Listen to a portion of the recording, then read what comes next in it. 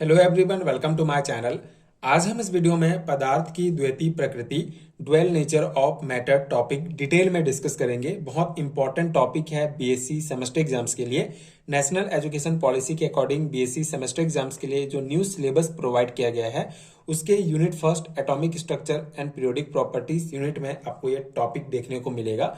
सो इस particular video में पदार्थ की द्वैती प्रकृति क्या होती है, बेसिक कॉन्सेप्ट डिटेल में डिस्कस करेंगे। इसके अलावा इसी से रिलेटेड डी ब्रॉगली समीकरण क्या होता है, डी ब्रॉगली समीकरण की व्युत्पत्ति किस प्रकार करते हैं, जो डिटेल डेरिवेशन है उसको डिस्कस करेंगे एंड इसके इंपॉर्टेंट एप्लीकेशंस को समझेंगे। इसके अलावा डी ब्रॉगली समीकरण से रिलेटेड जो इंपॉर्टेंट न्यूमेरिकल क्वेश्चन है जो बीएससी सेमेस्टर एग्जाम्स में पूछे जा सकते हैं उसको डिस्कस करेंगे। सो कंप्लीट टॉपिक हम डिटेल में समझेंगे। प्रॉपर नोट्स आपको प्रोवाइड करूंगा। इस नोट्स को आप डायरेक्टली अपने बीएससी फर्स्ट सेमेस्टर के एग्जाम्स में लिख सकते हैं। सो स्टार्ट करते हैं। पदार्थ की द्वैती प्रकृति क्या होती है, बेसिक कॉन्सेप्ट से स्टार्ट करते हैं। सो लुइस डी ब्रॉगली ने सन 1924 ईस्वी में द्रव के तरंग यांत्रिक सिद्धांत का प्रतिपादन किया। डी ब्रॉगली के अनुसार पदार्थ के छोटे छोटे कण जैसे इलेक्ट्रॉन, प्रोटॉन एवं परमाणु जब गति में होते हैं तो उनकी प्रकृति कण पार्टिकल्स जैसे होने के साथ साथ तरंग वेव जैसे भी होती है। पदार्थ के इन दोहरे गुण को ही पदार्थ की दोहरी या द्वैती प्रकृति, ड्वेल नेचर ऑफ मैटर कहा जाता है। ठीक है, तो बेसिक इंट्रो पॉइंट यही है। De Broglie, Louis de Broglie ने सन 1924 ईस्वी में द्रव के तरंग यांत्रिक सिद्धांत का प्रतिपादन किया। इस सिद्धांत के अनुसार, इस सिद्धांत में डी ब्रॉगली ने बताया कि पदार्थ के छोटे छोटे कण जैसे कि इलेक्ट्रॉन, प्रोटॉन, परमाणु, ये सब जब गति में होते हैं तो इनकी जो प्रकृति होती है, जो नेचर होता है, वो सिर्फ पार्टिकल जैसे नहीं होती है, इसके साथ ही साथ ये तरंग जैसा भी व्यवहार करते हैं। ठीक है, तरंग जैसे भी इसकी प्रकृति होती है। तो किसी भी पदार्थ का ये जो दोहरा गुण होता है, ये जो ड्वेल प्रॉपर्टी होता है, तरंग की तरह भी होगा और पार्टिकल्स की तरह भी होगा, इसी को ही पदार्थ की दोहरी या द्वैती प्रकृति, ड्वेल नेचर ऑफ मैटर कहा जाता है। ठीक है, सो क्वांटम यांत्रिकी ने, अब सेकंड पॉइंट हमारा क्या है कि क्वांटम यांत्रिकी ने यह सिद्धांत यह सिद्ध कर दिया कि इलेक्ट्रॉन की गति के नियम काफी सीमा तक तरंग संचरण के अनुसार हैं। इसमें इससे यह स्पष्ट होता है कि इलेक्ट्रॉन प्रकाश की तरह कण एवं तरंग दोनों के तरह के गुण दर्शाता है। ठीक है, अब ये पॉइंट क्या बताता है कि क्वांटम यांत्रिकी ने यह सिद्ध कर दिया, मतलब क्वांटम यांत्रिकी के बहुत सारे एक्सपेरिमेंट के द्वारा ये प्रूफ होता है कि जो इलेक्ट्रॉन की जो गति होती है, इलेक्ट्रॉन जो गति करता है, गति का जो उसका जो नियम है वो बेसिकली तरंग संचरण के अनुसार होता है।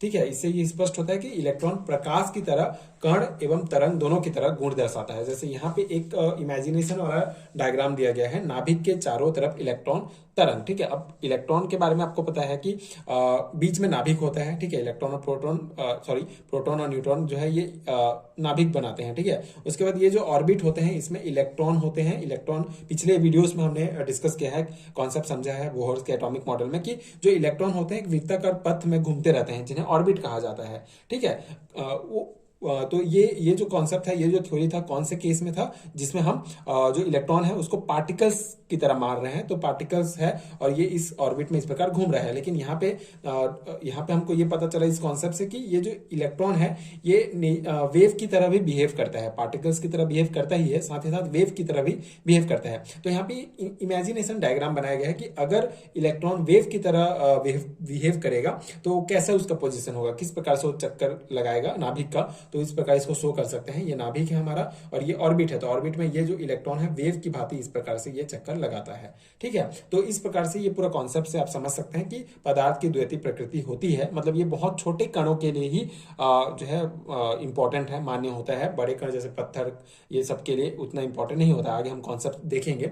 तो ये बेसिक कॉन्सेप्ट हो गया। अब हम स्टार्ट करते हैं डी ब्रॉगली समीकरण क्या होता है। ठीक है, सो डी ब्रॉगली समीकरण, डी ब्रॉगली ने प्लांक क्वांटम सिद्धांत, प्लांक क्वांटम थ्योरी एवं आइंस्टीन के अपेक्षिकता सिद्धांत, थ्योरी ऑफ रिलेटिविटी के आधार पर एक समीकरण व्युत्पन्न किया। उन्हीं के नाम पर इस समीकरण को डी ब्रॉगली समीकरण कहा जाता है। ठीक है, तो डी ब्रॉगली समीकरण डी ब्रॉगली के द्वारा दिया गया था, जो बेसिकली प्लांक क्वांटम सिद्धांत और आइंस्टीन के अपेक्षिकता सिद्धांत के आधार पर यह समीकरण दिया गया था। ठीक है, सो इस समीकरण की सहायता से कण इलेक्ट्रॉन की तरंग दैर्ध्य लैम्डा की गणना की जा सकती है। ठीक है, तो डी ब्रॉगली समीकरण मेनली क्या होता है, lambda equal to h upon m v होता है। ठीक, ये एम वी होता है, ये होता है डी ब्रॉगली समीकरण। ठीक है, ये समीकरण दिया गया था प्लांक क्वांटम सिद्धांत और आइंस्टीन के अपेक्षिकता सिद्धांत दोनों को मिलाकर यह समीकरण डी ब्रोगली के द्वारा व्युत्पन्न किया गया था। अब हम इसका डिटेल डेरिवेशन देखते हैं कि ये जो हमारा डी ब्रोगली समीकरण है, इक्वेशन है, इसको हम कैसे निकालेंगे। ठीक है, तो ये भी बहुत इजी है, बहुत सिंपल है। एक बार आप देखेंगे ध्यान से तो आपको समझ में आ जाएगा।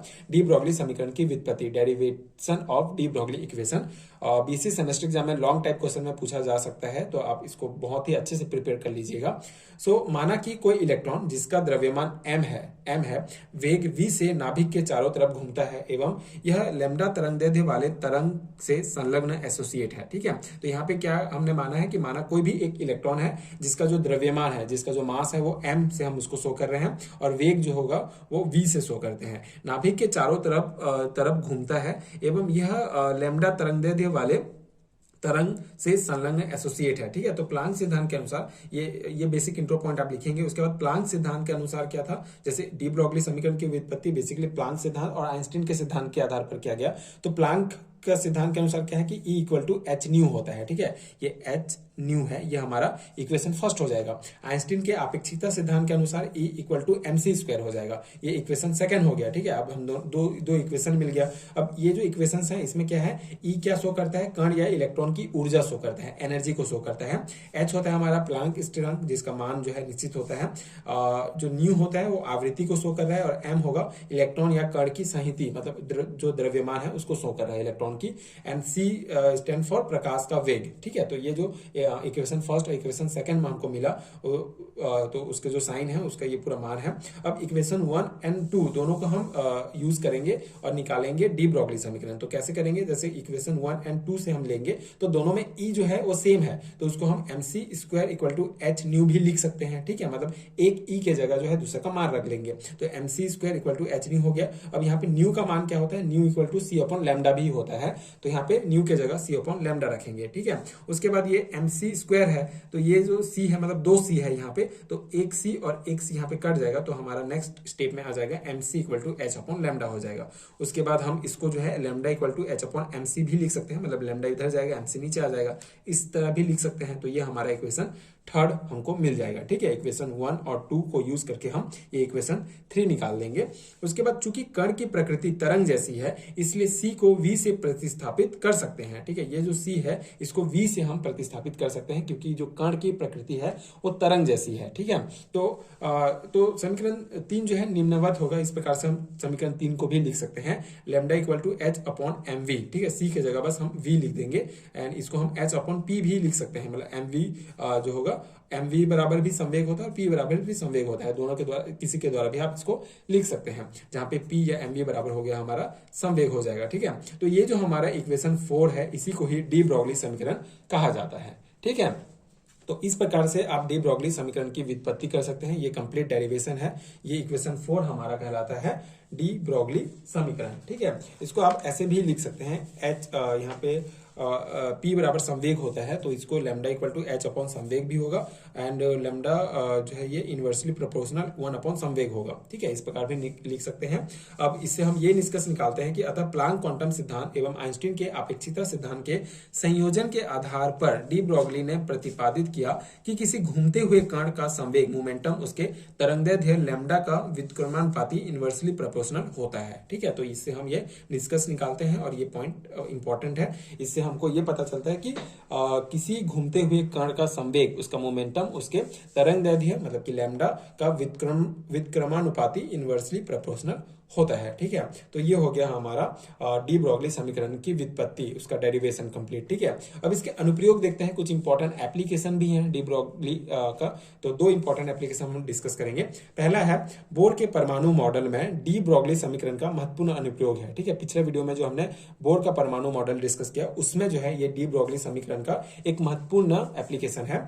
बोर के अनुसार इलेक्ट्रॉन का कोणीय संवेग h अपॉन 2 का पूर्णांक गुणज होता है। ठीक है, जो हमने डिस्कस किया था, अर्थात mvr equal to n h upon 2 होता है, जहां n क्या डिनोट करता है, 1 2 3 जो सेल्स का नंबर होगा वो होगा, है ना।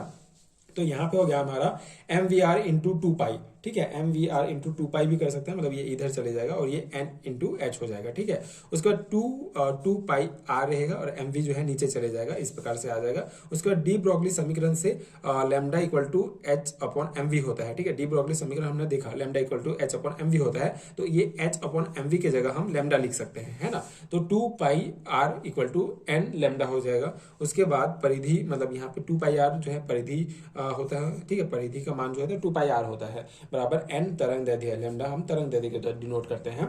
तो अर्थात ऑर्बिट कक्षा का परिधि इलेक्ट्रॉन के तरंग दैर्ध्य लैम्डा का गुणज पूर्णांक होता है, ठीक है। इसी ये जो फॉर्मूला हमको प्राप्त हुआ, इसी ये निष्कर्ष निकलता है कि ऑर्बिट कक्षा का परिधि इलेक्ट्रॉन के तरंग दैर्ध्य लैम्डा का गुणज पूर्णांक होता है, ठीक है। सेकेंड एप्लीकेशन है घूमते हुए कण इलेक्ट्रॉन का तरंग दैर्ध्य लैम्डा की गणना जो है हम कर सकते हैं, किसके द्वारा, डी ब्रॉगली समीकरण के द्वारा, ठीक है। तो ये दो इंपॉर्टेंट एप्लीकेशन आप ध्यान रखेंगे। ये हो गया हमारा कंप्लीट टॉपिक। अब हम इसी टॉपिक से रिलेटेड, मतलब डी ब्रॉगली समीकरण से रिलेटेड जो इंपॉर्टेंट न्यूमेरिकल क्वेश्चन है, किस टाइप के क्वेश्चन पूछे जा सकते हैं, उसको हम यहाँ पे डिस्कस कर लेते हैं, ताकि इस टाइप के क्वेश्चन अगर आपको एग्जाम में पूछे गए तो एक बार आप क्वेश्चंस देखे रहेंगे, पैटर्न देखे रहेंगे, तो आप सिंपली जो है फॉर्मूला लगा के आंसर निकाल सकते हैं, ठीक है। तो देखिए पहला प्रश्न है हमारा, एक इलेक्ट्रॉन जिसका द्रव्यमान 9.1 गुणा 10 की घात माइनस 28 ग्राम है, 28 ग्राम है, 10 की घात 8 सेंटीमीटर प्रति सेकंड के वेग से गति कर रहा है, उसकी तरंग दैर्ध्य की गणना कीजिए, ठीक है। तो यहाँ पे तरंग दैर्ध्य हमको निकालना है। तो इलेक्ट्रॉन का संवेग क्या होता है, इलेक्ट्रॉन का संवेग होता है m इंटू वी होता है, ठीक है। तो m का मान हमारा दिया गया है, मतलब इलेक्ट्रॉन का द्रव्यमान दिया गया है, m मतलब मास, द्रव्यमान होता है, तो क्या दिया गया है 9.1 इंटू 10⁻⁻28, ठीक है। उसके बाद हमारा वेग दिया गया है 10 की घात 8 ग्राम सेंटीमीटर प्रति सेकंड, ठीक है, ये भी दिया गया है। अब m इंटू वी है, तो मतलब ये 9.1 इंटू 10⁻28 इंटू 10 की पावर 8, इसको हम गुणा करेंगे तो हमारा आ जाएगा ये ग्राम सेंटीमीटर प्रति सेकंड लिखेंगे, दोनों का मान एक साथ। उसके बाद 9.1 और ये 28 में 8 जाएगा तो 20 बचेगा, ठीक है। तो 9.1 इंटू 10⁻⁻20 ग्राम सेंटीमीटर प्रति सेकंड हो जाएगा। नेक्स्ट स्टेप में हमारा क्या हो जाएगा, तरंग दैर्ध्य, ठीक है। अभी हमने क्या किया, संवेग का मान हमने पूरा रख लिया और ये हमारा मिल गया। अब तरंग दैर्ध्य लैम्डा हमको निकालना है। क्वेश्चन में जो कहा गया है कि तरंग दैर्ध्य की गणना कीजिए, तो तरंग दैर्ध्य का फॉर्मूला होता है lambda equal to h upon संवेग, ठीक है। संवेग मतलब एमवी भी होता है, ठीक है, संवेग मतलब एमवी, है ना। जो फॉर्मूला था हमारा, डी ब्रॉगली जो समीकरण था, उसके बाद यहाँ पे एमवी भी आप लिख सकते हैं, ठीक है। तो यहाँ पे हमारा एच, प्लांक कांस्टेंट का मान आपको पता होना चाहिए, याद होना चाहिए, ठीक है। प्लांक कांस्टेंट एच का मान होता है 6.63 इंटू 10 की घात -27 अपॉन 9.1 इंटू 10⁻⁻20 सेंटीमीटर हो जाएगा, ठीक है। ये हमारा एमवी, ये वाला मान यहाँ पे रख देंगे। उसके बाद इसको सॉल्व करेंगे तो हमारा ये आंसर आ जाएगा सेंटीमीटर में, ठीक है। तो ये हमारा आंसर आ जाएगा, मतलब इसका तरंग दैर्ध्य क्या होगा 0.728 इंटू 10⁻⁷ सेंटीमीटर, ठीक है। तो इस प्रकार से आप सॉल्व करेंगे। मेनली आपको जो है बेसिक कॉन्सेप्ट अगर पता है कि कौन सा इसका मास है, कौन सा उसका वेग है, तो उस हिसाब से आप निकालेंगे और फॉर्मूला में आप रख देंगे तो आपका आंसर आ जाएगा, ठीक है। सेकेंड टाइप का क्वेश्चन देख लेते हैं कि प्रश्न नंबर दूसरा क्या है हमारा, कोई 2.2 ग्राम का बुलेट 3 गुणा 10 की घात 4 सेंटीमीटर प्रति सेकंड के वेग से दागा गया, तो उससे संलग्न तरंग दैर्ध्य की क्या होगा, ठीक है। यहाँ पे भी तरंग दैर्ध्य पूछा गया है, तो इसका संवेग क्या है 3 गुणा 10 की घात 4 सेंटीमीटर के वेग से, ठीक है, ये वेग हो गया। और द्रव्यमान m बराबर 2.2 ग्राम हो गया। तरंग दैर्ध्य निकालना है तो h अपॉन एम हो जाएगा, है ना, लैम्डा बराबर h अपॉन एम। तो h का मान हमको पता है, ठीक है, प्लांक कांस्टेंट का, और ये एम वी, ठीक है, m का मान 2.2 ग्राम है, v का मान ये 3 गुणा 10 की घात 4 है, मान रख देंगे तो ये हमारा इस प्रकार सॉल्व करके हमारा इसका तरंग दैर्ध्य निकल जाएगा 1 गुणा 10 की घात -31 सेंटीमीटर, ठीक है। तो ये हमारा तरंग दैर्ध्य निकल गया। तो सिंपल सा है, मतलब आपको बस पता होना चाहिए कि कौन सा उसका मास है, कौन सा उसका वॉल्यूम है, सॉरी कौन सा उसका वेग है, एंड तरंग दैर्ध्य का लैम्डा का फॉर्मूला क्या है, उसमें आप फॉर्मूला में रखेंगे तो आपका आंसर आ जाएगा, ठीक है। तो इस टाइप के न्यूमेरिकल क्वेश्चन भी पूछे जाते हैं, तो आपको ये तैयारी करना है, ठीक है, अच्छे से आप ध्यान रखेंगे। तो ये हो गया हमारा डी ब्रॉगली समीकरण का कंप्लीट कॉन्सेप्ट। आई होप कि आपको समझ में आ गया होगा एंड ये नोट्स आपके एग्जाम प्रिपरेशन के लिए हेल्पफुल रहा होगा। इसी प्रकार के अगर आपको हैंड रिटर्न नोट्स चाहिए आपके बीएससी एंड एमएससी लेवल के सेमेस्टर एग्जाम के प्रिपरेशन के लिए, अगर आप हिंदी मीडियम के स्टूडेंट्स हैं या इंग्लिश मीडियम के स्टूडेंट्स हैं, सभी के नोट्स अवेलेबल हैं। नीचे डिस्क्रिप्शन बॉक्स में आपको पीडीएफ स्टोर का लिंक मिलेगा, वहां से आप चेक कर सकते हैं and paid handwritten notes download कर सकते हैं एंड वहां से आप अपने एग्जाम की डायरेक्टली तैयारी कर सकते हैं। बहुत इंपॉर्टेंट नोट्स हैं, तो आप डेफिनेटली चेक कीजिए डिस्क्रिप्शन बॉक्स। एंड इसी प्रकार के और वीडियोस अगर आपको देखना है तो चैनल की प्लेलिस्ट में आपको मिल जाएंगे। एंड आगे के वीडियोस देखने के लिए चैनल के साथ जुड़े रहिए एंड प्लीज सपोर्ट कीजिए, like and subscribe to my channel and thank you so much for watching.